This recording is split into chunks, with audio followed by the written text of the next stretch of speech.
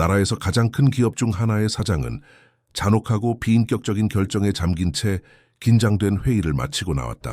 하지만 그는 음식과 맞바꾸기 위해 유일한 친구를 내놓는 소녀를 만났을 때 세상이 뒤바뀌었다. 이 아름다운 극복과 사랑의 이야기에 감동하셨다면 채널을 구독하고 어느 도시에서 시청 중이신지 알려주세요. 계속해서 차가운 겨울바람이 칼날처럼 얼굴을 스치는 날이었다. 강대한 재벌그룹 한강기업의 신임 회장 김준혁은 긴장감이 감돌았던 이사회 회의를 마치고 나왔다. 또다시 인원 감축, 해고, 비용 절감을 요구받았다. 숫자와 통계뿐 이름도 없고 이야기도 없었다.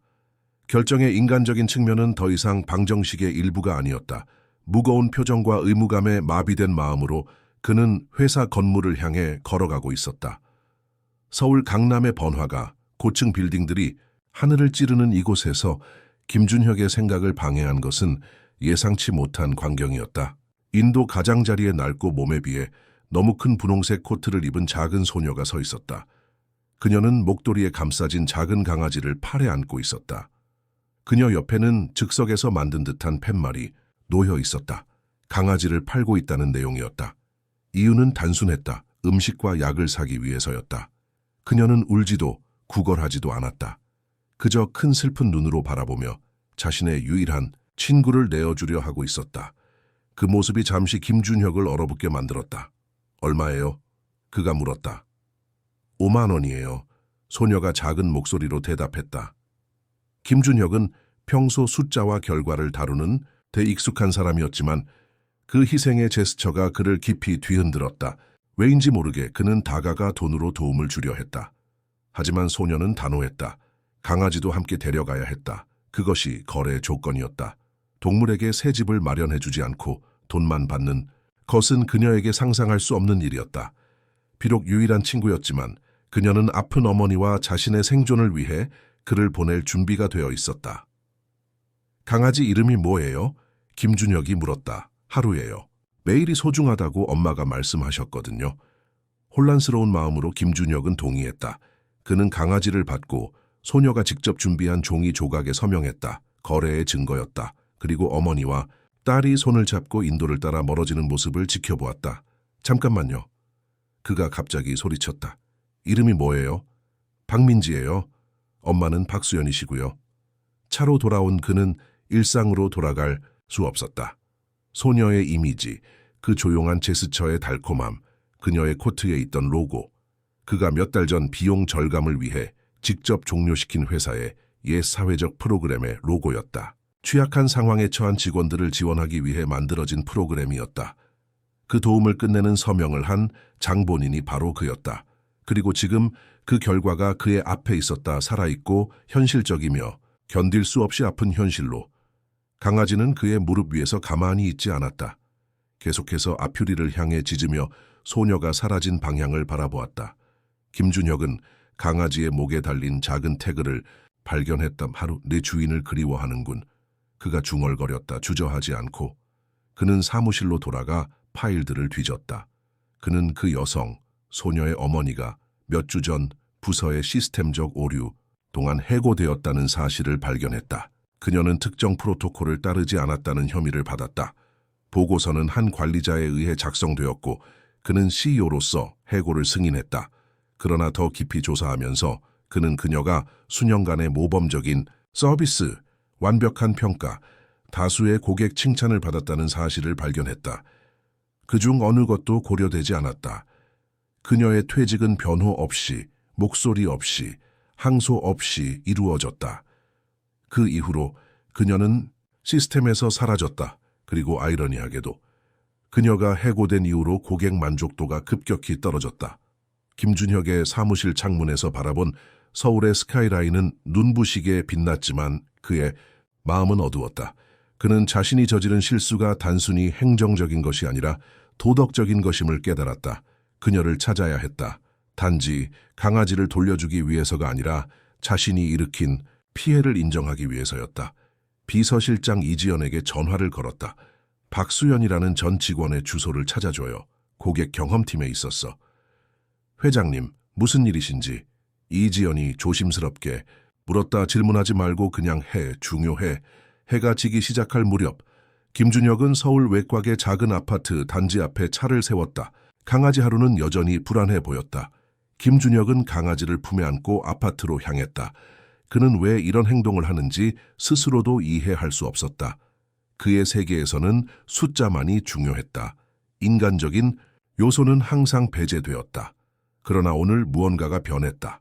어쩌면 그것은 소녀의 눈이었을까? 아니면 자신의 행동이 실제 사람들에게 미치는 영향을 처음으로 목격한 것일까? 그는 문을 두드렸다. 잠시 후 문이 열렸고 민지가 그곳에 서 있었다. 그녀의 눈은 하루를 보자 커졌다. 하루! 그녀가 외쳤다. 강아지를 껴안으며. 그 순간 다른 여성이 나타났다. 창백하고 지쳐 보였지만 그녀의 눈에는 존엄성이 있었다. 김준혁은 즉시 그녀를 알아보았다. 박수연. 한때 그의 회사에서 가장 가치 있는 직원 중 한 명이었다. 회장님? 그녀가 놀라움과 의심이 섞인 목소리로 말했다. 들어가도 될까요? 그가 물었다. 이야기할 게 있습니다. 수연은 문을 더 활짝 열었지만 그녀의 눈에는 여전히 경계심이 있었다. 하루를 돌려주러 오신 건가요? 그것도 있지만 김준혁이 대답했다. 그보다 더 중요한 일이 있습니다.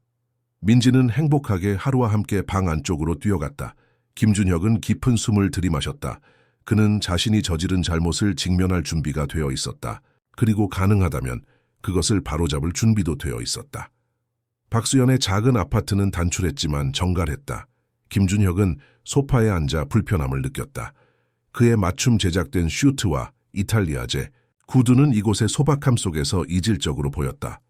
벽에는 민지의 그림이 붙어 있었고 낡은 책장에는 요리책과 아동 도서가 가지런히 꽂혀 있었다. 차 한 잔 드릴게요. 수연이 말했다. 그의 방문 이유를 여전히 의심하며. 감사합니다. 김준혁이 대답했다. 그는 자신의 목소리가 평소보다 작게 들리는 것을 느꼈다. 민지는 거실 바닥에 앉아 하루와 놀고 있었다. 강아지는 집에 돌아온 것에 기뻐 보였다. 그 순간의 순수함이 김준혁의 마음을 찔렀다. 수연이 차 두 잔을 들고 돌아왔다. 그녀는 조심스럽게 한 잔을 그에게 건넸다. 무슨 일로 오셨는지요? 그녀가 물었다. 직설적으로. 김준혁은 차를 한 모금 마셨다. 따뜻했고 생각보다 맛있었다. 오늘 우연히 민지를 만났습니다. 그리고 그녀로부터 하루를 샀죠. 네, 그래서 돌려주러 오신 거군요. 감사합니다. 그것만이 아닙니다. 김준혁이 말했다. 회사 기록을 확인했습니다. 당신이 어떻게 해고되었는지 알게 되었어요. 수연의 표정이 굳어졌다. 그래서요? 잘못된 일이었습니다. 그가 인정했다. 당신의 파일을 자세히 살펴봤어요. 8년 동안 완벽한 근무 기록, 수십 건의 고객 칭찬, 그리고 단 한 번의 실수로 모든 것이 사라졌습니다. 수연은 잠시 침묵했다. 그녀의 눈에는 상처와 분노가 어려 있었다. 그 실수라는 것도 제 잘못이 아니었어요. 시스템에 오류가 있었고 누군가는 책임져야 했죠. 제가 희생양이었을 뿐입니다. 도모에 알고 있습니다. 김준혁이 말했다. 더 자세히 조사했어요. 당신이 옳았습니다. 그리고 당신이 떠난 후 우리 고객 만족도는 급락했어요. 민지가 강아지를 안고 어머니 옆으로 왔다. 엄마 배고파요. 그녀가 작은 목소리로 말했다. 수연의 얼굴이 순간 긴장했다. 그녀는 딸에게 미소를 지었다. 곧 저녁 준비할게 민지야. 잠시만 더 기다려줄래? 김준혁은 그들의 상황을 더 명확하게 이해했다. 그는 자신이 가져온 봉투를 꺼냈다. 이것은 강아지에 대한 정당한 대가입니다. 그가 말했다. 상당한 액수의 돈이 든 봉투를 테이블에 놓으며 수연은 봉투를 바라보았지만 손을 뻗지 않았다. 자선은 필요 없습니다, 회장님.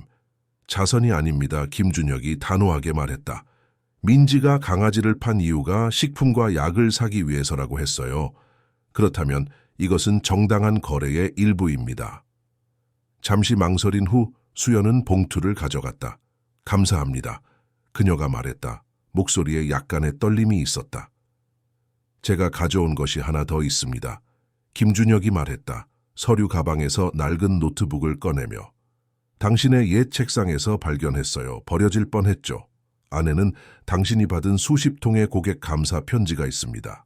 당신의 헌신, 공감 능력, 탁월함의 증거죠. 수연은 노트북을 받아들고 조심스럽게 펼쳤다. 페이지를 넘기면서 그녀의 눈이 촉촉해졌다. 이걸 왜 가져오셨나요? 그녀가 물었다. 당신이 어떤 직원이었는지 어떤 사람인지 기억하고 싶었어요. 김준혁이 대답했다. 그리고 실수를 인정하고 싶었습니다. 민지가 호기심 어린 눈으로 그를 바라보았다. 엄마가 일하던 곳에 사장님이세요? 김준혁은 고개를 끄덕였다. 그래, 그렇단다. 그럼 엄마가 다시 일할 수 있게 해주실 거예요? 그녀가 직설적으로 물었다. 그 질문에 방 안이 갑자기 조용해졌다. 수연은 딸에게 부드럽게 속삭였다. 민지야, 그런 말은 생각해 봤습니다. 김준혁이 그녀의 말을 자르며 말했다. 사실 그것이 제가 여기 온 주된 이유입니다. 수연은 놀란 표정으로 그를 바라보았다. 무슨 말씀이세요? 다시 한강 기업으로 돌아와 주셨으면 합니다. 그가 말했다. 단지 예전 직책으로가 아니라 새로운 역할로요. 고객 경험 수석 컨설턴트로. 당신의 통찰력과 고객 이해도는 우리 회사에 꼭 필요합니다. 수연은 웃음을 터뜨렸다. 쓰라린 웃음이었다. 농담이시죠? 저를 그렇게 쉽게 내쫓고 이제 와서 돌아오라고요? 농담이 아닙니다. 김준혁이 단호하게 말했다. 실수를 했습니다. 큰 실수를요. 그리고 그것을 바로잡고 싶습니다. 왜죠? 수연이 물었다. 여전히 의심스러운 눈빛으로. 갑자기 양심의 가책이라도 느끼셨나요? 김준혁은 민지를 바라보았다. 그녀는 여전히 하루와 놀고 있었다. 어쩌면 그럴지도 모릅니다. 그가 부드럽게 대답했다. 또는 단순히 옳은 일을 하고 싶은 것일 수도 있고요. 수연은 잠시 생각에 잠겼다. 이사회에서 어떻게 승인을 받으셨죠? 저 같은 사람을 다시 고용하는 것에 대해서요. 김준혁은 미소를 지었다. 약간 쓸쓸한 미소였다. 아직 승인받지 않았습니다. 내일 이사회에서 싸워야 할 전투죠. 그럼 확실한 것이 아니군요. 수연이 말했다. 제가 확실하게 만들겠습니다. 김준혁이 약속했다. 당신의 가치를 알고 있어요. 그리고 한강 기업이 당신 같은 사람을 필요로 한다는 것도요. 민지가 갑자기 말했다. 그럼 엄마가 다시 일하게 되면 하루는 어떻게 되는 거예요? 엄마가 일하러 가면 하루는 혼자 있어야 해요? 김준혁은 그 질문에 놀랐다. 그는 생각해 본 적이 없었다. 그가 망설였다. 우리는 유연한 업무 환경을 만들 수 있습니다. 그가 마침내 말했다. 일부는 재택근무도 가능하고요. 그리고 회사 내에 직원 자녀를 위한 보육시설도 있습니다. 정말요? 수연이 물었다. 놀란 표정으로. 아니요. 김준혁이 인정했다. 하지만 만들 수 있습니다. 사실 그것이 좋은 아이디어군요. 많은 직원들이 혜택을 볼 수 있을 테니까요. 수연은 잠시 그를 바라보았다. 처음으로 적대감 없이. 왜 이렇게까지 하시는 거죠? 김준혁은 깊은 숨을 들이마셨다. 오늘 민지를 만났을 때 저는 단순히 숫자와 결과만 보던 삶에서 벗어나게 되었습니다. 우리가 내리는 결정들이 실제 사람들의 삶에 어떤 영향을 미치는지 보게 되었어요. 그리고 그것이 저를 변화시켰습니다. 그는 잠시 멈추었다. 감정을 추스르며 제가 취소한 그 직원 지원 프로그램, 민지의 코트에 로고가 있더군요. 그게 제 마음을 흔들었습니다. 수연의 눈이 커졌다. 어떻게 아셨죠? 그 로고를 알아봤습니다. 김준혁이 설명했다. 제가 직접 서명해서 그 프로그램을 종료시켰으니까요. 비용 절감이라는 명목으로. 수연은 고개를 끄덕였다. 그 프로그램은 우리 같은 사람들에게 많은 도움이 되었어요. 특히 한부모 가정에게요. 알고 있습니다. 김준혁이 말했다. 부끄러움을 느끼며. 그리고 그 프로그램도 다시 시작하고 싶습니다. 밖은 이미 어두워져 있었다. 김준혁은 시계를 보고 일어섰다. 늦었네요. 더 방해하지 않겠습니다. 내일 이사회 미팅 후에 다시 연락드리겠습니다. 수연도 함께 일어섰다. 오늘 오셔서 감사합니다. 특히 하루를 돌려주셔서요. 하지만 내일 결과가 어떻게 되든 자신을 너무 탓하지 마세요. 비즈니스는 비즈니스니까요. 김준혁은 그녀의 태도에 놀랐다. 이런 상황에서도 그녀는 존엄성과 연민을 유지하고 있었다. 내일 좋은 소식을 가져오겠습니다. 그가 약속했다. 그가 문 앞에 섰을 때 민지가 달려와 그의 손을 잡았다. 하루를 돌려주셔서 감사해요. 그녀가 말했다. 엄마가 다시 웃는 모습을 볼 수 있을 것 같아요. 김준혁은 그녀의 작은 손을 잠시 쥐었다. 내일 더 좋은 일이 생길 거야, 민지야. 약속할게. 아파트를 나서면서 김준혁은 내일 이사회에서 자신이 맞서야 할 투쟁을 생각했다. 그것은 쉽지 않을 것이다. 그러나 오늘 처음으로 그는 숫자와 결과보다 더 중요한 것이 있다는 것을 느꼈다. 그리고 그는 그것을 위해 싸울 준비가 되어 있었다. 다음 날 아침 김준혁은 평소보다 일찍 사무실에 도착했다. 그는 이사회 회의를 위한 준비를 하고 있었다. 창밖으로 서울의 스카이라인이 아침 햇살에 빛나고 있었지만 그의 마음은 오늘의 도전에 집중되어 있었다. 이지연 씨, 그가 비서실장을 불렀다.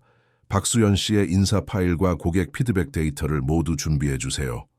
이지연은 의아한 표정을 지었지만 질문하지 않고 고개를 끄덕였다. 네, 회장님, 곧 준비하겠습니다.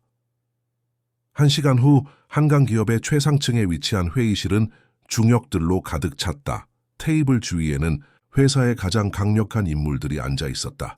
그들의 얼굴에는 의문과 약간의 짜증이 비쳤다. 예정에 없던 회의였기 때문이다. 김준혁이 회의실에 들어서자 모든 대화가 멈추었다. 그는 테이블 맨 앞자리에 앉았다. 오늘 아침 갑작스러운 회의에 참석해 주셔서 감사합니다. 그가 시작했다. 논의할 중요한 사안이 있습니다. 재무이사 정태영이 말했다. 추가 비용 절감 방안에 관한 것입니까? 지난 분기 실적이 기대에 미치지 못했으니까요. 아닙니다. 김준혁이 대답했다. 오히려 그 반대입니다. 우리 회사의 고객 서비스 접근 방식에 관한 것입니다. 그는 테이블 위에 파일 하나를 올려놓았다. 여러분 앞에 있는 자료를 보시면 지난 3개월간 우리 고객 만족도가 급격히 하락했음을 알 수 있습니다. 정확히 말하면 17% 하락했죠. 인사 담당 이사 김미영이 끼어들었다. 이미 알고 있는 문제입니다. 새로운 시스템 도입 과정에서의 일시적 현상이라고 생각합니다. 그렇지 않습니다. 김준혁이 단호하게 말했다. 이것은 특정 직원의 해고와 직접적인 관련이 있습니다. 회의실이 갑자기 조용해졌다. 이사들은 서로를 바라보았다. 혼란스러운 표정으로. 박수현이라는 이름을 기억하시나요? 김준혁이 물었다. 마케팅 이사 이현우가 잠시 생각한 후 말했다. 고객 경험팀의 직원 아닙니까? 몇 달 전에 프로토콜 위반으로 해고된 사람이죠. 정확합니다. 김준혁이 말했다. 그런데 그 프로토콜 위반이라는 것이 실제로는 시스템 오류였다는 사실을 아십니까? 그리고 그녀가 해고된 후 그녀가 관리하던 고객들의 만족도가 평균 23% 하락했다는 사실은요? 김준혁은 또 다른 파일을 열었다. 박수연 씨는 8년 동안 우리 회사에서 근무했습니다. 그 기간 동안 그녀는 92건의 고객 칭찬을 받았습니다. 그녀의 고객 유지율은 회사 평균보다 31% 높았습니다. 그리고 우리는 그녀를 하루아침에 내보냈습니다. 단 한 번의 소위 실수로요. 정태영이 이 말을 찌푸렸다. 회장님, 이런 사소한 인사 문제로 전체 이사회를 소집하신 겁니까? 김준혁은 깊은 숨을 들이마셨다. 이것은 사소한 문제가 아닙니다. 이것은 우리 회사의 핵심 가치에 관한 것입니다. 우리가 직원들을 어떻게 대하는지, 그리고 그것이 우리 비즈니스에 어떤 영향을 미치는지에 관한 것이죠. 그는 자리에서 일어나 창가로 걸어갔다. 서울의 번화한 거리가 아래로 펼쳐져 있었다. 어제 저는 특별한 경험을 했습니다. 길에서 한 어린 소녀를 만났습니다. 그녀는 자신의 강아지를 팔고 있었어요. 음식과 약을 살 돈이 필요했기 때문이죠. 그는 다시 이사들을 향해 돌아섰다. 그 소녀는 박수연 씨의 딸이었습니다. 그녀의 코트에는 우리가 작년에 중단한 직원 지원 프로그램의 로고가 있었어요. 비용 절감이 목적이었죠. 회의실은 불편한 침묵에 휩싸였다. 저는 그들의 집을 방문했습니다. 김준혁이 계속했다. 그들은 힘든 상황에서도 존엄성을 유지하고 있었어요. 그리고 저는 깨달았습니다. 우리가 직원들을 단순한 숫자로 취급할 때 실제 사람들의 삶을 파괴하고 있다는 것을요. 인사 담당 이사 김미영이 개입했다. 회장님, 동정심은 이해합니다. 하지만 비즈니스는 비즈니스입니다. 우리는 자선단체가 아닙니다. 맞습니다. 김준혁이 동의했다. 우리는 자선단체가 아닙니다. 우리는 비즈니스입니다. 그리고 좋은 비즈니스는 자산을 소중히 여깁니다. 박수연 같은 직원은 자산입니다. 우리가 그녀를 잃었을 때 우리는 가치를 잃었습니다. 그리고 그것이 우리 수익에 직접적인 영향을 미쳤습니다. 그는 테이블로 돌아와 마지막 보고서를 펼쳤다. 이것은 박수연 씨가 관리하던 계정들의 현재 상태입니다. 수익이 평균 15% 감소했습니다. 고객들은 떠나고 있습니다. 왜냐하면 그들에게 진정으로 관심을 가졌던 사람이 더 이상 없기 때문입니다. 이현우가 마침내 말했다. 그래서 제안이 무엇입니까? 회장님, 박수연 씨를 다시 고용하려고 합니다. 김준혁이 말했다. 하지만 이번에는 그녀의 이전 직책이 아닌 새로운 역할로요. 고객 경험 수석 컨설턴트로. 그녀의 역할은 우리 고객 서비스 전략을 재구성하고 직원 교육을 감독하는 것이 될 것입니다. 이사회 멤버들 사이에서 웅성거림이 일었다. 정태영이 회의적인 표정으로 물었다. 예산은요? 새로운 직책을 만드는 것은 비용이 듭니다. 제 개인 예산에서 지불하겠습니다. 김준혁이 즉시 대답했다. 첫 6개월간은요. 그 이후에는 그녀의 가치를 증명할 기회를 줄 것입니다. 만약 고객 만족도와 유지율이 개선되지 않는다면 저는 개인적으로 책임을 지겠습니다. 김희영이 놀란 표정으로 물었다. 그녀를 그렇게까지 확신하시는 이유가 무엇입니까? 김준혁은 테이블 위에 낡은 노트북을 올려놓았다. 이것은 그녀의 책상에서 발견한 것입니다. 안에는 고객들이 직접 쓴 감사 편지가 있습니다. 이런 종류의 충성도는 돈으로 살 수 없습니다. 회의실은 다시 침묵에 빠졌다. 이사들은 서로 시선을 교환했다. 마침내 오랫동안 침묵하고 있던 최고 운영 책임자 박정호가 말했다. 저는 박수연 씨를 기억합니다. 그녀는 뛰어난 직원이었습니다. 해고 결정에 대해 의문을 제기했지만 이미 결정된 사항이었죠. 그는 김준혁을 바라보았다. 회장님의 제안을 지지합니다. 때로는 실수를 인정하고 바로잡는 것이 진정한 리더십입니다. 김준혁은 고개를 끄덕였다. 감사의 표시로. 정태영은 여전히 확신하지 못했다. 개인 예산으로 지불하신다면 반대할 이유는 없습니다. 하지만 이것이 선례가 되지 않기를 바랍니다. 우리는 감정이 아닌 데이터에 기반하여 결정을 내려야 합니다. 이것은 감정적 결정이 아닙니다. 김준혁이 단호하게 말했다. 데이터가 여기 있습니다. 그녀가 떠난 후 고객 만족도가 하락했습니다. 이것은 비즈니스 결정입니다. 이사회 멤버들은 마침내 동의했다. 회의가 끝나고 이사들이 나가기 시작했을 때 박정호가 김준혁 옆에 남았다. 진정한 이유가 뭡니까? 그가 조용히 물었다. 김준혁은 잠시 그를 바라보았다. 무슨 말씀이신지? 당신은 숫자에 집착하는 사람입니다, 준혁 씨. 박정호가 말했다. 갑자기 한 직원에게 이렇게 관심을 갖는 것은 당신답지 않아요. 김준혁은 깊은 숨을 내쉬었다. 사람들이 변할 수 있습니다, 정호 씨. 때로는 작은 만남이 큰 변화를 가져오기도 하죠. 박정호는 의미심장한 미소를 지었다. 좋은 변화라고 생각합니다. 행운을 빕니다. 사무실로 돌아온 김준혁은 즉시 전화를 들었다. 그는 박수연의 번호를 눌렀다. 여보세요? 수연의 목소리가 들렸다. 약간 긴장된 톤으로. 박수연 씨, 김준혁이 말했다. 미소를 지으며 좋은 소식이 있습니다. 내일부터 한강기업에서 새로운 시작을 할 준비가 되셨나요? 전화기 너머로 잠시 침묵이 흘렀다. 그리고 나서 김준혁은 수연의 목소리에서 미소를 느낄 수 있었다. 네, 준비됐습니다, 회장님. 준혁이라고 불러주세요. 그가 말했다. 앞으로 우리는 긴밀하게 협력하게 될 테니까요. 통화를 마친 후 김준혁은 창밖을 바라보았다. 서울의 번화한 거리는 여전히 바쁘게 움직이고 있었지만 어제와는 다르게 보였다. 더 밝게, 더 생기 있게 보였다. 그는 자신이 옳은 일을 했다는 것을 알았다. 그리고 이것이 단지 시작일 뿐이라는 것도. 다음 날 아침 박수연은 한강기업의 로비에 서 있었다. 그녀는 최선의 옷차림을 했지만 여전히 긴장된 표정을 숨길 수 없었다. 한 손에는 작은 가방을, 다른 손으로는 민지의 손을 꼭 잡고 있었다. 엄마 긴장하지 마세요. 민지가 작은 목소리로 말했다.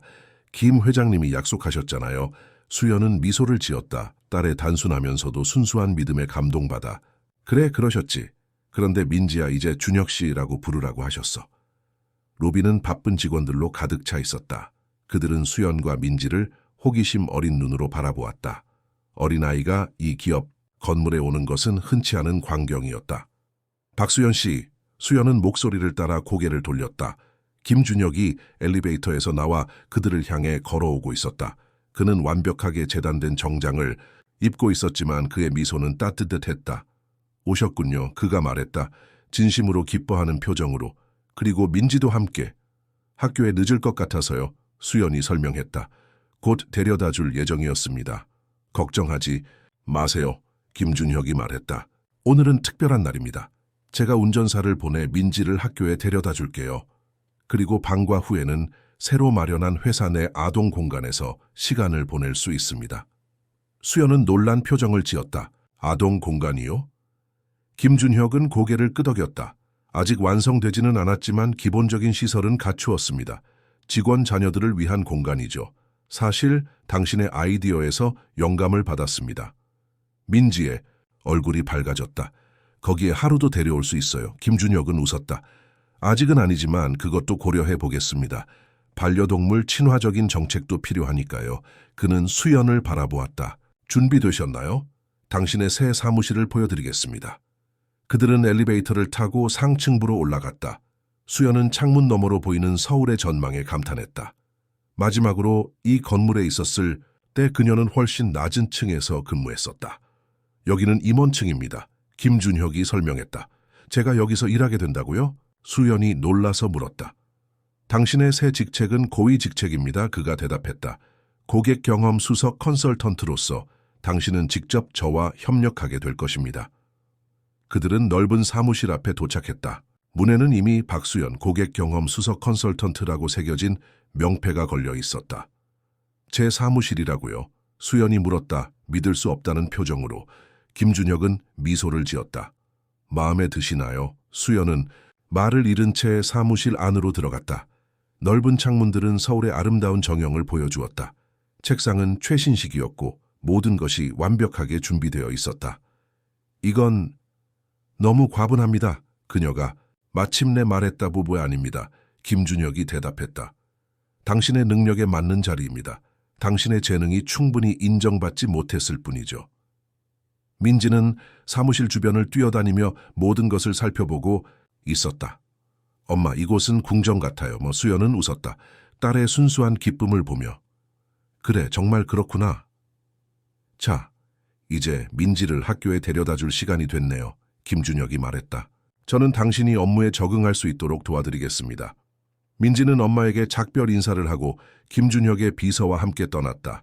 그들이 나간 후 사무실은 갑자기 조용해졌다. 긴장하시나요? 김준혁이 물었다. 수연은 깊은 숨을 들이마셨다. 네, 많이요.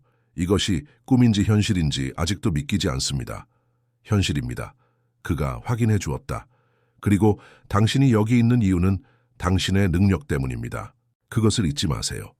그는 태블릿을 꺼내 그녀에게 건넸다. 이것은 당신의 첫 번째 과제입니다. 지난 3개월간의 고객 피드백 데이터입니다. 당신이 떠난 이후로 무슨 일이 일어났는지 파악해 주세요. 수연은 태블릿을 받아들고 데이터를 훑어보기 시작했다. 그녀의 눈이 점점 넓어졌다. 이렇게 많이 하락했다니 믿기 어렵네요. 당신이 얼마나 중요한 존재였는지 말해주는 증거입니다. 김준혁이 말했다. 이제 이것을 바로잡을 시간입니다. 그날 오후 수연은 이전 팀 동료들과 재회했다. 처음에는 어색한 분위기였지만 곧 그들은 그녀의 복귀를 진심으로 환영했다. 특히 그녀의 새로운 직책과 권한에 대해 알게 되었을 때 그들은 더욱 열정적으로 협력할 준비가 되어 있었다. 우리는 당신이 없는 동안 정말 힘들었어요. 팀원 중 한 명인 정윤아가 말했다. 당신의 고객들은 계속해서 당신을 찾았어요. 이제 다시 함께 일할 수 있어 다행이네요. 수연이 대답했다. 사무실로 돌아온 그녀는 김준혁이 그녀를 기다리고 있는 것을 발견했다. 그는 창가에 서서 바깥 풍경을 바라보고 있었다. 어땠나요? 그가 물었다. 돌아서며. 예상보다 좋았습니다. 수연이 대답했다. 팀은 변화를 원하고 있었어요. 그들은 이미 몇 가지 훌륭한 아이디어를 가지고 있었지만 누구도 경영진에게 전달할 방법을 몰랐던 것 같습니다. 김준혁은 고개를 끄덕였다. 그것이 바로 당신의 역할입니다. 가교가 되어주는 것이죠. 제가 제안할 첫 번째 변화는 직원평가 시스템입니다. 수연이 말했다. 자신감을 얻으며. 현재 시스템은 너무 기계적입니다. 하나의 실수가 수년간의 훌륭한 성과를 무효화할 수 있어요. 그것은 공정하지 않습니다. 동의합니다. 김준혁이 말했다. 어떻게 개선할 수 있을까요? 더 종합적인 접근 방식이 필요합니다. 수연이 설명했다. 단일 사건이 아닌 전체 성과를 평가해야 해요. 그리고 직원들에게 자신을 변호할 기회를 주어야 합니다. 김준혁은 그녀의 제안에 깊은 인상을 받았다. 좋은 생각입니다. 계획을 세워 다음 주 이사회에 제출해 주세요. 그들은 몇 시간 동안 이야기를 나누었다. 회사를 개선할 수 있는 방법에 대해 의견을 교환하며 수연은 자신의 아이디어가 진지하게 받아들여지는 것에 놀랐다. 이전에는 그녀의 의견이 이렇게 중요하게 여겨진 적이 없었다. 저녁이 되자 김준혁은 시계를 보고 말했다. 늦었네요. 민지를 데리러 가야 할 시간입니다. 그들은 함께 새로 설치된 아동 공간으로 향했다. 그곳에서 민지는 다른 몇몇 아이들과 함께 그림을 그리고 있었다. 그녀는 엄마와 김준혁을 보자 얼굴이 환하게 밝아졌다. 엄마, 준혁 아저씨, 그녀가 외쳤다. 그들에게 달려오며 오늘 제가 그린 그림 보세요. 그녀는 자랑스럽게 그림을 보여주었다. 세 사람과 강아지가 함께 있는 그림이었다. 이건 우리 가족이에요. 민지가 설명했다. 엄마, 저, 하루, 그리고 준혁 아저씨. 수연은 당황했지만 김준혁은 웃음을 터뜨렸다. 영광이군요, 민지야. 정말 멋진 그림이야. 집으로 돌아가는 길에 김준혁은 자신의 운전사를 보내 그들을 바래다 주겠다고 제안했다. 괜찮습니다. 수연이 말했다. 지하철을 타면 됩니다. 우리는 익숙해져 있어요.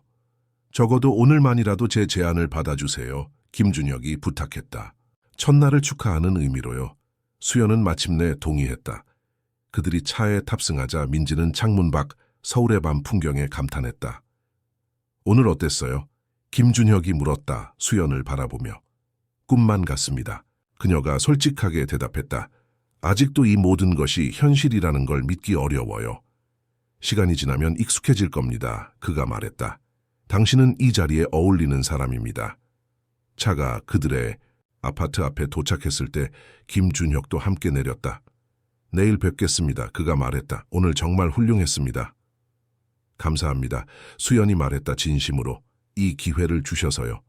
민지는 김준혁에게 작별 인사로 손을 흔들었다. 내일 또 봐요, 준혁 아저씨. 그들이 떠난 후 김준혁은 잠시 그 자리에 서 있었다. 그는 자신의 가슴에서 느껴지는 따뜻함이 낯설었다. 그것은 오랫동안 느끼지 못했던 감정이었다. 진정한 만족감이었다. 그날 밤 수연은 민지를 재우고 난 후 작은 거실에 앉아 있었다. 하루는 그녀의 발치에 웅크리고 있었다. 그녀는 그날의 사건들을 돌이켜 생각했다. 일주일 전만 해도 그녀는 절망적인 상황에 처해 있었다. 이제 그녀에게는 새로운 시작이 주어졌다. 믿기 어려워, 하루야. 그녀가 강아지에게 속삭였다. 이 모든 것이 너 때문에 일어났어. 하루는 꼬리를 흔들며 그녀의 손을 핥았다. 수연은 미소를 지었다. 내일은 새로운 날이 될 것이다. 그리고 처음으로 오랜 시간 만에 그녀는 미래를 기대하고 있었다. 2개월이 빠르게 지나갔다. 한강 기업 내의 변화의 물결이 일어나고 있었다. 박수연의 새로운 직책은 단순한 직함 이상의 의미를 갖게 되었다. 그녀는 회사 문화를 바꾸기 위한 여러 이니셔티브를 주도했고 김준혁은 그녀에게 필요한 모든 지원을 아끼지 않았다. 그들이 함께 도입한 첫 번째 변화는 직원 보호 정책이었다. 이 정책은 직원들이 실수를 했을 때 즉각적인 해고가 아닌 정당한 변호 기회를 제공하는 것이었다. 두 번째 변화는 가족 친화적 근무 환경 조성이었다. 회사 내 아동 공간은 이제 완전히 기능적인 보육시설로 확장되었고 유연한 근무 시간과 재택근무 옵션도 제공되었다. 김준혁의 사무실에서 수연은 최신 고객 만족도 보고서를 검토하고 있었다. 그녀의 얼굴에는 만족스러운 미소가 있었다. 결과가 정말 인상적이네요. 그녀가 말했다. 고객 만족도가 28% 상승했어요. 그리고 직원 이직률은 15% 감소했고요. 김준혁은 창가에서 돌아서며 미소를 지었다. 당신의 공로입니다, 수연 씨. 지난 몇 달 동안 그들은 점점 더 격식 없이 서로를 부르게 되었다. 처음에는 어색했지만 이제는 자연스러워졌다. 제 공로만은 아니에요. 수연이 대답했다. 당신이 이 모든 변화를 승인하고 지원해 주셨으니까요. 다른 CEO라면 이렇게 과감한 변화를 허용하지 않았을 거예요. 김준혁은 그녀 옆에 앉았다. 솔직히 말하면 처음에는 저도 의심이 있었습니다. 우리는 항상 수치와 결과에 집중해 왔으니까요. 하지만 당신이 옳았어요. 직원들을 더 인간적으로 대할 때 그들은 더 열심히 일하고 고객들에게 더 잘 대합니다. 인간성과 비즈니스가 상충하지 않는다는 걸 보여준 것 같아 기쁩니다. 수연이 말했다. 문이 갑자기 열리고 민지가 달려들어왔다. 그녀는 학교를 마치고 회사의 아동 공간에서 시간을 보내다가 종종 엄마의 사무실을 방문했다. 엄마, 준혁 아저씨. 그녀가 외쳤다. 흥분된 표정으로. 선생님이 제 그림을 학교 전시회에 내기로 하셨어요. 정말 대단하구나, 민지야. 수연이 말했다. 딸을 안아주며. 축하해, 민지야. 김준혁이 말했다. 어떤 그림인데? 민지는 자랑스럽게 그림을 꺼냈다. 그것은 한강기업 건물과 그 앞에 서 있는 세 사람을 그린 것이었다. 우리 셋이에요. 그녀가 설명했다. 김준혁은 그림을 자세히 살펴보았다. 민지의 단순하지만 진실된 세계관이 그를 감동시켰다.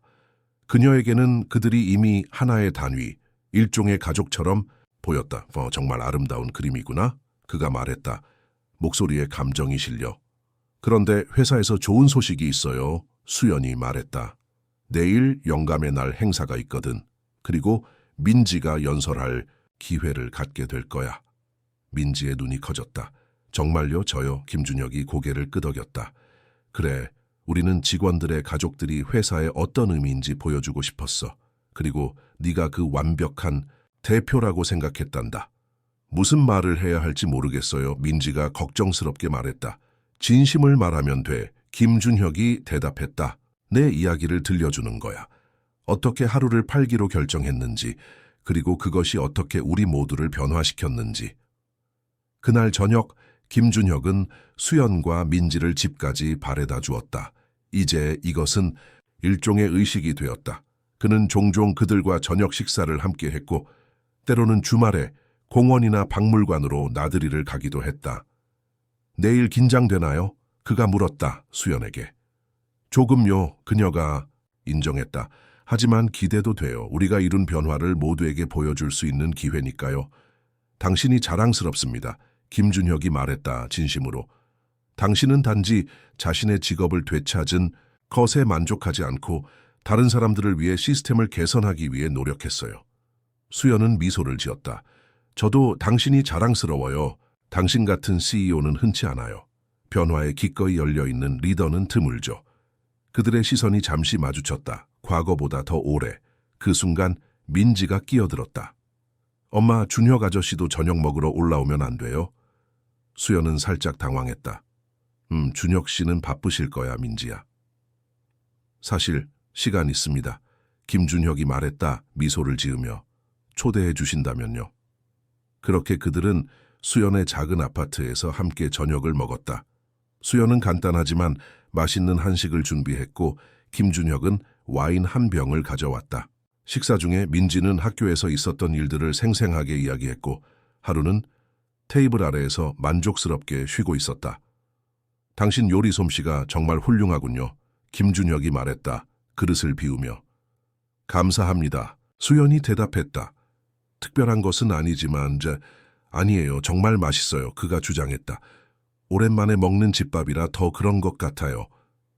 항상 밖에서 드시나요? 수연이 물었다. 김준혁은 고개를 끄덕였다. 혼자 사니까요. 요리할 이유가 없었죠. 그럼 이제부터 자주 오세요. 민지가 제안했다. 순진한 열정으로. 엄마가 매일 맛있는 음식을 해줄 수 있어요. 민지야. 수연이 부드럽게 타일렀다. 김준혁은 웃었다. 그거 정말 매력적인 제안이구나, 민지야. 하지만 너무 자주 오면 신뢰가 될 수도 있어. 저녁 식사 후 민지는 내일 발표를 위한 연습을 하기 시작했다. 그녀는 작은 메모장을 들고 거실 한가운데 서서 떨리는 목소리로 말하기 시작했다. 안녕하세요. 저는 박민지입니다. 저는 9살이고 제 엄마는 박수연입니다. 몇 달 전 우리는 모든 것을 잃을 뻔했어요. 엄마는 직장을 잃었고 우리는 약과 음식을 살 돈이 부족했어요. 그녀의 단순하면서도 정직한 말에 수연의 눈에 눈물이 고였다. 김준혁도 깊은 감동을 느꼈다. 그때 제가 하루를 팔기로 결정했어요. 민지가 계속했다. 하루는 제 가장 친한 친구였지만 우리는 먹을 것이 필요했어요. 그리고 그날 김준혁 아저씨가 하루를 사주셨어요. 하지만 그게 끝이 아니었어요. 준혁, 아저씨는 하루를 돌려주셨고 엄마에게 새 직장도 주셨어요. 이제 엄마는 다시 웃고 저는 학교에 다니고 하루는 행복해요. 때로는 나쁜 일이 좋은 일로 바뀔 수 있어요. 누군가 도와주기만 한다면요. 연습이 끝나자 두 어른은 박수를 쳤다. 민지는 자랑스럽게 미소를 지었다. 완벽했어 민지야, 수연이 말했다. 딸을 껴안으며. 내일 모두가 감동할 거야. 김준혁이 동의했다. 민지가 잠자리에 든 후 수연과 김준혁은 작은 발코니에 함께 앉았다. 서울의 밤 풍경이 그들 앞에 펼쳐져 있었다. 수많은 빛들이 어둠 속에서 반짝이고 있었다. 생각해보면 정말 놀라운 일이에요. 수연이 말했다. 차가운 밤 공기를 마시며. 몇 달 전만 해도 저는 미래에 대한 희망을 잃었었어요. 그런데 지금은 운명이 우리를 이상한 방식으로 연결시키는 것 같습니다. 김준혁이 말했다. 민지가 하루를 팔지 않았다면 우리는 절대 만나지 못했을 거예요. 하루는 우리의 행운의 부적인 셈이네요. 수연이 미소 지었다. 그들은 잠시 침묵 속에 앉아 있었다. 도시의 소리와 서로의 존재를 즐기며. 내일이 기대되네요. 김준혁이 마침내 말했다. 영감의 날은 제가 항상 형식적인 행사라고 생각했었어요. 하지만 이번에는 진정한 의미가 있을 것 같습니다. 민지의 이야기가 다른 사람들에게 영감을 줄 수 있을까요? 수연이 물었다. 확실합니다. 김준혁이 대답했다.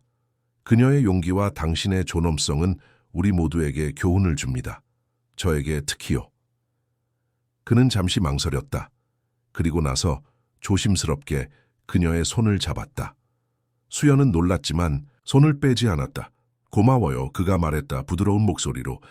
당신과 민지는 제 삶을 변화시켰습니다. 더 나은 사람이 되게 해주었어요. 수연은 그를 바라보았다. 그녀의 눈에는 감정이 가득했다. 우리도 당신 덕분에 더 나은 삶을 살게 되었어요, 준혁 씨. 밤이 깊어갈수록 그들의 대화는 더 깊고 의미 있어졌다. 김준혁은 자신의 어린 시절 항상 성공을 위해 밀어붙였던 부모님, 그리고 어떻게 점점 숫자와 결과에만 집중하게 되었는지에 대해 이야기했다. 수연은 자신의 이야기를 나눴다. 민지의 아버지가 그녀가 임신했을 때 떠났던 것, 혼자서 아이를 키우는 어려움, 그리고 그럼에도 불구하고 발견한 기쁨에 대해. 그들이 나누는 이야기와 함께 무언가가 그들 사이에서 자라고 있었다. 그것은 단순한 우정 이상의 것이었다. 그것은 상호 존중, 하해, 그리고 어쩌면 사랑의 시작이었다. 김준혁이 떠날 시간이 되었을 때 그들은 문 앞에 서 있었다. 내일 뵙겠습니다. 그가 말했다. 떠나기 아쉬운 표정으로. 네, 내일요. 수연이 대답했다. 미소를 지으며. 순간에 충동으로 김준혁은 몸을 숙여 그녀의 뺨에 가볍게 키스했다. 수연은 놀랐지만 미소를 지었다. 잘 자요. 그가 말했다. 부드럽게. 당신도요. 그녀가 대답했다. 문이 닫히고 김준혁은 아파트 복도에 서 있었다. 그의 마음은 이상한 감정들로 가득 차 있었다. 그는 자신이 오랫동안 느끼지 못했던 무언가를 느끼고 있었다. 행복이었다. 순수하고 단순한 행복. 내일은 중요한 날이 될 것이다. 영감의 날은 단지 회사 행사가 아니라 새로운 시작을 축하하는 날이 될 것이다.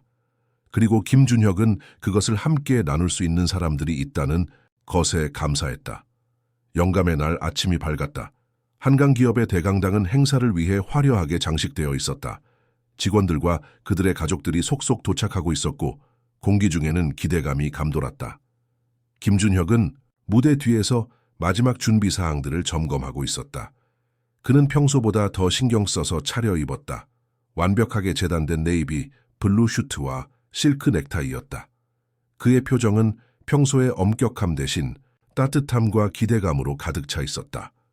준혁 씨, 모든 준비가 완료되었습니다. 그는 돌아보았다. 수연이 그를 향해 걸어오고 있었다. 그녀는 우아한 버건디 색상의 원피스를 입고 있었고 평소보다 더 화사해 보였다. 오늘 정말 아름다우시네요. 김준혁이 말했다. 솔직한 감탄으로. 수연은 미소를 지었다. 약간 수줍게. 감사합니다. 당신도 멋져 보여요. 민지는요? 그가 물었다지. 분장실에서 준비 중이에요. 긴장을 많이 하고 있어요. 당연하죠. 하지만 잘 해낼 겁니다. 그들은 함께 무대 커튼 뒤에서 대강당을 내려다보았다. 이미 거의 만석이었다. 과거에는 영감의 날이 그저 형식적인 행사에 불과했고 많은 직원들이 참석을 꺼렸다. 하지만 오늘은 달랐다. 회사 내에 일어난 변화에 대한 소문이 퍼지면서 모두가 그 이야기를 직접 듣고 싶어 했다. 놀라운 변화네요. 수연이 속삭였다. 몇 달 전만 해도 이런 일이 일어날 거라고 상상도 못했어요. 김준혁은 고개를 끄덕였다. 저도요. 당신과 민지가 제 삶에 들어오기 전까지는 제 세계는 매우 다르게 보였습니다. 그때 민지가 그들에게 다가왔다. 그녀는 예쁜 파란색 드레스를 입고 있었고 머리는 정성스럽게 따아져 있었다. 와, 민지야, 공주님 같구나. 김준혁이 말했다. 미소를 지으며. 민지는 쑥스럽게 미소를 지었다. 정말 많은 사람들이 있어요. 무섭네요. 김준혁은 그녀의 눈높이에 맞춰 무릎을 꿇었다. 긴장하지 마, 민지야. 그냥 우리에게 이야기하듯이 말하면 돼. 내 이야기는 특별해. 사람들은 그것을 듣고 싶어해. 민지는 깊은 숨을 들이마셨다. 알겠어요, 준혁 아저씨. 최선을 다할게요. 행사가 시작되었다. 김준혁이 먼저 무대에 올라 모두를 환영했다. 오늘 여러분 모두를 이 특별한 영감의 날에 모시게 되어 기쁩니다. 그가 시작했다. 지난 몇 달 동안 우리 한강 기업은 중요한 변화를 겪어왔습니다. 우리는 단순히 수익과 실적만을 추구하는 것이 아니라 우리 직원들과 그들의 가족, 그리고 우리 고객들의 삶에 긍정적인 영향을 미치는 것에 초점을 맞추기 시작했습니다. 그는 잠시 멈추고 청중을 바라보았다. 모두가 집중하고 있었다. 이 변화는 한 특별한 만남에서 시작되었습니다. 그 이야기를 들려드리기 위해 오늘 특별한 연사를 모셨습니다. 그녀는 9살이지만 그녀의 용기와 사랑은 우리 모두에게 교훈을 줄 수 있습니다. 박민지 양을 환영해 주세요. 관중들은 박수를 쳤고 민지가 무대 위로 조심스럽게 걸어 나왔다. 그녀는 작은 메모장을 들고 있었지만 무대 위에 서자 그것을 내려놓았다. 그녀는 마이크 앞에 서서 깊은 숨을 들이마셨다. 안녕하세요. 저는 박민지입니다. 그녀의 목소리는 처음에는 떨렸지만 말을 이어가면서 점점 더 자신감을 얻었다. 몇 달 전 우리 가족은 어려운 시간을 보내고 있었어요. 엄마는 직장을 잃었고 우리는 약과 음식을 살 돈이 부족했어요. 하지만 우리에게는 하루가 있었어요. 제 강아지이자 가장 친한 친구예요. 그녀는 잠시 멈추고 수연과 김준혁을 바라보았다. 그들은 무대 옆에서 그녀를 격려하는 미소를 보내고 있었다. 어느 날 저는 결정을 내렸어요. 하루를 팔기로 했어요. 제가 가장 사랑하는 친구였지만 우리는 먹을 것이 필요했어요. 그래서 저는 길가에 앉아 하루를 팔기 위한 팻말을 들고 있었어요. 관중들 사이에서 동정의 한숨이 들렸다. 몇몇 어머니들은 눈물을 참고 있었다. 그때 김준혁 아저씨가 오셨어요. 그는 하루를 사주셨고 저는 정말 슬펐어요. 하지만 그날 밤 놀라운 일이 일어났어요. 준혁 아저씨가 우리 집에 오셨고 하루를 돌려주셨어요. 그뿐만 아니라 엄마에게 새 직장도 주셨어요. 민지는 환하게 미소 지었다. 그 기억을 떠올리며 이제 엄마는 중요한 일을 하고 계시고 저는 학교에 다니고 하루는 행복해요. 우리는 이제 새로운 친구도 생겼어요. 준혁 아저씨가요. 그는 종종 우리와 함께 저녁을 먹고 주말에는 공원에 가기도 해요. 우리는 다시 행복해졌어요. 그녀는 청중을 바라보았다. 순수한 진정성으로 가득 찬 눈으로. 때로는 나쁜 일이 좋은 일로 바뀔 수 있어요. 누군가 도와주기만 한다면요. 그리고 때로는 가장 예상치 못한 사람이 당신의 천사가 될 수도 있어요. 준혁 아저씨는 우리의 천사였어요. 그리고 이제 우리는 그의 천사가 되려고 노력하고 있어요. 민지가 말을 마치자 순간적인 침묵이 흘렀다. 그리고 나서 대강당은 뜨거운 박수로 가득 찼다. 많은 사람들이 일어서서 기립박수를 보냈다. 몇몇은 눈물을 훔치고 있었다. 김준혁은 민지에게 다가가 그녀를 부드럽게 안아주었다. 정말 훌륭했어, 민지야. 그가 속삭였다. 내가 이제까지 들은 가장 아름다운 연설이었어. 수연도 무대로 올라와 딸을 껴안았다. 그녀의 눈에는 자랑스러움의 눈물이 고여 있었다. 김준혁은 다시 마이크 앞으로 가서 말했다. 이것이 바로 우리가 한강 기업에서 이루고자 하는 변화입니다. 우리는 단순히 비즈니스를 넘어 사람들의 삶에 진정한 변화를 가져오고 싶습니다. 민지의 이야기는 우리 모두에게 영감을 주옵니다. 작은 친절이 얼마나 큰 변화를 가져올 수 있는지 보여주니까요. 그 후 행사는 성공적으로 진행되었다. 여러 연사들이 회사의 새로운 정책과 이니셔티브에 대해 발표했고 수연은 고객 경험 부서의 성과를 공유했다. 모든 발표가 끝난 후 리셉션이 이어졌다. 오늘 정말 성공적이었어요. 수연이 말했다. 김준혁에게 샴페인 잔을 건네며. 네, 정말 그랬습니다. 그가 동의했다. 민지가 진정한 스타였어요. 그들은 방 건너편에 있는 민지를 바라보았다. 그녀는 다른 직원들의 자녀들과 어울려 있었고 모두가 그녀의 이야기에 흥미진진해 보였다. 당신이 우리 삶에 들어온 것은 기적이었어요. 수연이 조용히 말했다. 김준혁은 그녀를 바라보았다. 그의 눈에는 감정이 깃들어 있었다. 아니요, 당신과 민지가 제 삶에 들어온 것이 기적이었습니다. 당신들은 저를 변화시켰어요. 그들의 시선이 마주쳤고 순간 주변의 모든 소음이 사라진 것 같았다. 그들 사이에는 말로 표현할 수 없는 무언가가 있었다. 그 순간 이지연이 다가와 김준혁에게 속삭였다. 회장님, 기자들이 인터뷰를 요청하고 있습니다. 김준혁은 고개를 끄덕였다. 곧 가겠습니다. 그는 수연에게 돌아보며 말했다. 잠시 실례할게요. 미디어 인터뷰가 끝난 후 행사는 점차 마무리되었다. 사람들이 하나둘 떠나기 시작했고 대강당은 점점 비어갔다. 김준혁은 수연과 민지를 찾아 주변을 둘러보았다. 그는 그들을 대강당 뒤편에서 발견했다. 민지는 피곤해 보였고 수연의 어깨에 기대어 있었다. 집에 데려다 드릴게요. 그가 제안했다. 차 안에서 민지는 곧 잠이 들었다. 그녀는 뒷좌석에서 평화롭게 자고 있었고 수연은 그녀의 재킷을 덮어주었다. 오늘 정말 긴 날이었네요. 수연이 말했다. 작은 목소리로. 네, 하지만 보람찬 하루였습니다. 김준혁이 대답했다. 그들은 잠시 편안한 침묵 속에 있었다. 서울의 밤 거리가 창문 너머로 지나갔다. 민지의 말이 계속 생각나요. 김준혁이 마침내 말했다. 때로는 가장 예상치 못한 사람이 당신의 천사가 될 수도 있다. 그녀는 자신의 나이에 비해 매우 현명한 것 같아요.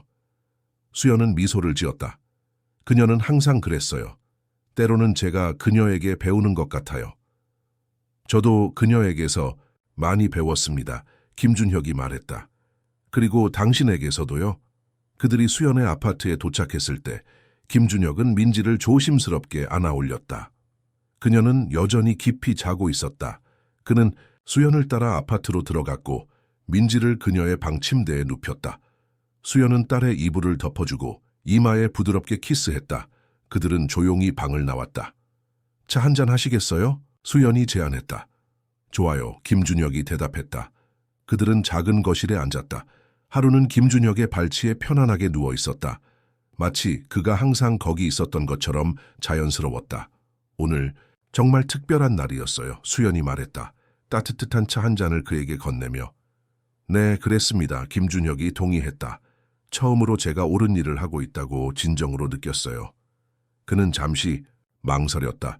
그리고 나서 용기를 내어 말했다. 수연 씨, 당신과 민지는 제 삶에서 매우 중요한 존재가 되었습니다.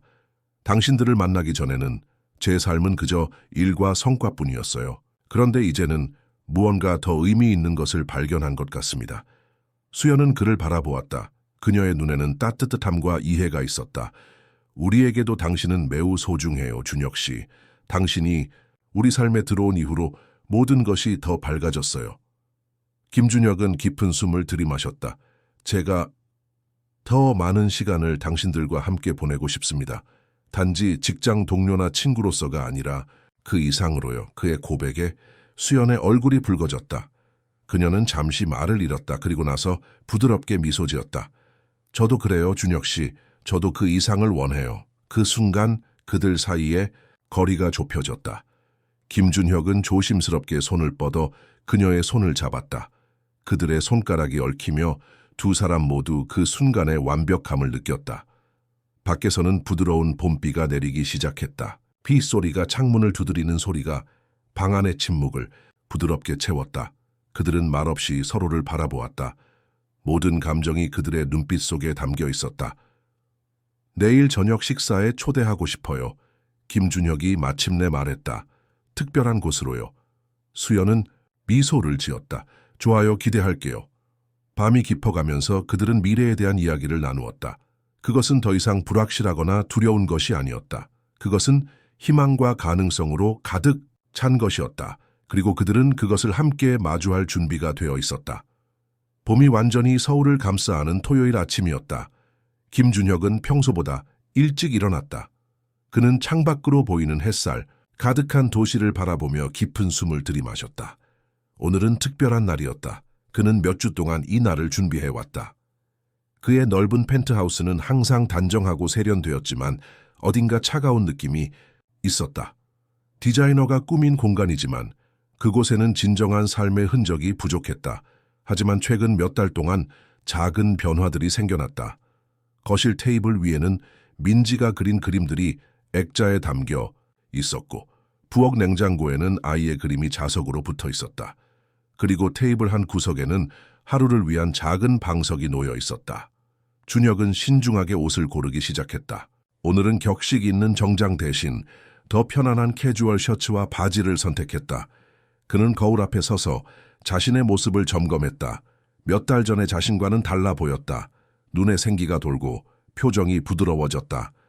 오늘이군, 그가 자신에게 말했다. 깊은 숨을 내쉬며. 아침 일찍 그는 전화를 걸었다. 여보세요? 수연의 목소리가 들렸다. 약간 졸린 듯했다. 수연 씨, 미안해요. 너무 일찍 전화했나요? 아니에요. 괜찮아요. 그녀가 대답했다. 그의 목소리에 즉시 생기가 돌며. 무슨 일이세요? 오늘 계획이 있으신가요? 당신과 민지를 어디론가 데려가고 싶어서요. 특별한 곳인가요? 수연이 물었다. 호기심이 담긴 목소리로. 네, 아주 특별한 곳이에요. 준혁이 대답했다. 따뜻한 옷을 준비하세요. 그리고 하루도 함께요. 2시간 후 준혁은 그의 차를 수연의 아파트 앞에 세웠다. 그는 약간 긴장한 채 문을 두드렸다. 문이 열리고 민지가 반갑게 그를 맞았다. 준혁 아저씨, 그녀가 외쳤다. 그를 꼭 안으며. 안녕 민지야. 그가 웃으며 대답했다. 그녀의 머리를 부드럽게 쓰다듬으며. 준비됐니? 네, 하루도 준비됐어요. 민지가 말했다. 강아지를 들어올리며. 하루는 반가운 듯 꼬리를 흔들었다. 수연이 방에서 나왔다. 그녀는 단순하지만 우아한 원피스를 입고 있었고 머리는 자연스럽게 내려뜨려져 있었다. 준혁의 눈에는 그녀가 그 어느 때보다 아름다워 보였다. 준비됐어요. 그녀가 말했다. 부드러운 미소를 지으며. 그들은 서울을 벗어나 북쪽으로 향했다. 차 안에서 민지는 흥분된 목소리로 학교에서 있었던 일들을 이야기했고 하루는 그녀의 무릎 위에서 편안하게 쉬고 있었다. 어디로 가고 있는 거예요? 수연이 물었다. 풍경이 점점 더 시골다워지는 것을 보며. 조금만 더 가면 알게 될 거예요. 준혁이 미소를 지으며 대답했다. 1시간 후 그들은 아름다운 언덕이 보이는 한적한 시골 도로에 도착했다. 준혁은 차를 길게 세우고 트렁크에서 바구니를 꺼냈다. 피크닉이에요. 민지가 물었다. 흥분된 목소리로. 그것보다 더 특별한 거야. 준혁이 대답했다. 의미심장한 미소를 지으며. 그는 그들을 작은 오솔길로 안내했다. 길을 따라 걸으면서 그들은 새들의 지저귐과 부드러운 바람 소리를 들을 수 있었다.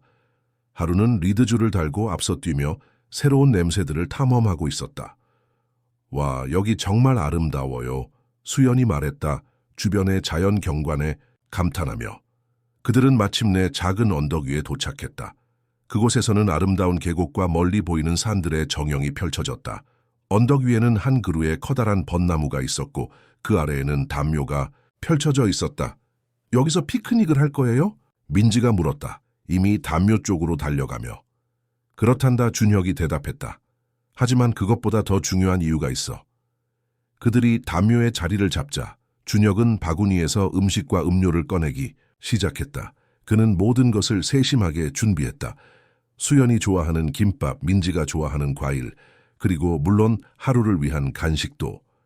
여기가 특별한 이유가 뭐예요? 수연이 물었다. 호기심. 어린 눈으로 그를 바라보며. 준혁은 깊은 숨을 들이마셨다. 이곳은 제 어린 시절의 특별한 장소였습니다. 제 할아버지께서 저를 자주 데려오셨던 곳이에요. 그분은 제게 인생에서 가장 중요한 것은 성공이나 돈이 아니라 사랑하는 사람들과 함께하는 시간이라고 가르쳐 주셨습니다. 그는 잠시 멈추었다. 감정을 추스르며. 할아버지가 돌아가신 후 저는 그 교훈을 잊었습니다. 저는 오직 성공과 회사의 성장에만 집중했죠. 그리고 그 과정에서 제 자신의 일부를 잃어버렸습니다. 하지만 당신과 민지를 만나고 나서 저는 다시 그것을 찾기 시작했어요. 수연의 눈이 촉촉해졌다. 그녀는 그의 손을 부드럽게 잡았다. 저는 당신들에게 이 장소를 보여주고 싶었습니다. 준혁이 계속했다. 왜냐하면 당신들은 제 삶에서 가장 중요한 사람들이 되었기 때문입니다. 민지는 잠시 그들의 대화를 듣다가 하루와 함께 주변을 탐험하기 시작했다. 그녀는 꽃을 모으고 나비를 쫓고 언덕 아래로 펼쳐진 풍경을 구경하며 즐거운 시간을 보내고 있었다. 준혁 씨, 수연이 시작했지만 그가 부드럽게 그녀의 말을 막았다. 아직 끝나지 않았어요. 그가 말했다. 작은 상자를 꺼내며 이것은 제 어머니의 것이었습니다. 그는 상자를 열었다. 안에는 아름다운 은색 팔찌가 있었다. 작은 하트참이 달려 있었다. 이것은 우리 가족에게 대대로 내려오는 보물입니다. 어머니는 제가 진정으로 사랑하는 사람을 찾았을 때 이것을 주라고 하셨어요. 수연의 눈에서 눈물이 흘러내렸다. 준혁 씨, 수연 씨, 당신을 만난 것은 제 인생에서 가장 놀라운 행운이었습니다. 당신과 민지는 제게 진정한 행복이 무엇인지 가르쳐 주었어요. 그리고 저는 당신을 사랑합니다. 그는 팔찌를 꺼내 조심스럽게 그녀의 손목에 착용시켰다. 누군가가 당신 안에 있는 최고의 것을 끌어낸다면 절대 그 사람을 놓치지 마세요. 당신이 바로 그런 사람입니다, 수연 씨. 당신은 제 안에 있는 최고의 것을 끌어냈어요. 수연은 팔찌를 바라보았다. 그리고 나서 준혁의 눈을 마주 보았다. 저도 당신을 사랑해요, 준혁 씨. 당신은 우리 삶에 빛을 가져왔어요. 그때 민지가 달려왔다. 손에 야생화 다발을 들고. 엄마, 준혁 아저씨, 꽃 봐요. 그녀는 그들 사이에 앉아 꽃다발을 내밀었다. 이건 우리 가족을 위한 거예요, 그녀가 말했다. 순진한 미소를 지으며. 준혁은 민지를 바라보았다. 그의 눈에는 깊은 애정이 담겨 있었다. 민지야, 내게 물어볼 게 있어. 내가 네 아빠가 되어도 괜찮을까? 민지의 눈이 커졌다. 정말요? 당신이 우리와 함께 살게 되는 거예요? 그래, 만약 너와 엄마가 괜찮다면. 준혁이 대답했다. 수연을 바라보며. 엄마, 민지가 외쳤다. 흥분된 목소리로. 괜찮아요, 그렇죠. 수연은 웃음을 터뜨렸다. 눈물과 함께. 물론이지, 민지야. 더할 나위 없이 좋아. 민지는 기쁨에 차서 그들 둘을 껴안았다. 하루도 그들 옆으로 뛰어와 꼬리를 흔들며 기쁨을 표현했다. 준혁은 주머니에서 작은 주머니를 꺼냈다. 그 안에는 강아지 목걸이용 새로운 태그가 있었다. 그는 그것을 하루의 목걸이에 달았다. 태그에는 단 한 단어가 새겨져 있었다. 가족. 이제 우리는 진짜 가족이 되는 거예요? 민지가 물었다. 희망에 찬 목소리로. 그래, 민지야. 준혁이 대답했다. 그녀의 머리를 쓰다듬으며. 우리는 이미 마음으로는 가족이었어. 이제는 모든 면에서 가족이 될 거야. 그들은 오후 내내 그곳에 머물렀다. 민지는 언덕 위아래로 뛰어다니며 하루와 놀았고 수연과 준혁은 담요 위에 나란히 앉아 이야기를 나누었다. 그들은 미래에 대한 계획, 꿈, 희망에 대해 이야기했다. 해가 서서히 지기 시작하자 하늘은 황금빛과 분홍빛 물결로 물들었다. 민지는 달려와 그들 사이에 앉았다. 이제 우리는 어디에서 살 거예요? 그녀가 물었다. 그건 우리가 함께 결정할 일이야, 준혁이 대답했다. 내 집은 넓지만 당신들의 집이 더 따뜻해 보여요. 어디가 좋을까요? 새로운 곳은 어때요? 수연이 제안했다. 우리 셋이 함께 선택한 곳에서 새로운 시작을 하는 거예요. 그게 좋겠네요, 준혁이 동의했다. 완전히 새로운 시작. 민지는 갑자기 생각이 난 듯 물었다. 그럼 하루는요? 하루도 함께 갈 수 있어요? 준혁은 웃었다. 물론이지. 하루는 이 모든 일의 시작이었잖아. 그는 우리 가족의 중요한 일원이야. 해가 완전히 저물 무렵 그들은 담요를 개고 바구니를 챙겼다.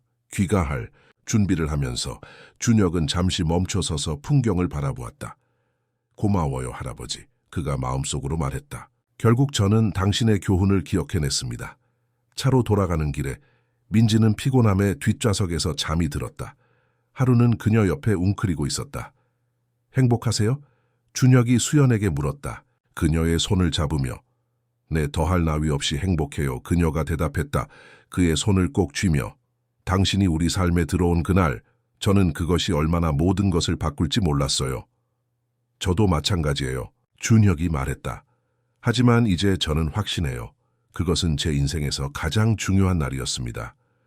서울로 돌아오는 길에 그들은 미래에 대한 계획을 세웠다. 새로운 집, 결혼식, 그리고 앞으로 함께할 수많은 순간들. 하지만 그 무엇보다도 그들은 이미 가장 중요한 것을 갖고 있었다. 서로에 대한 사랑과 이제는 완전해진 가족. 몇 주 후 그들은 서울 외곽의 아름다운 집으로 이사했다. 그곳에는 민지를 위한 넓은 정원과 하루가 뛰어놀 수 있는 공간이 있었다.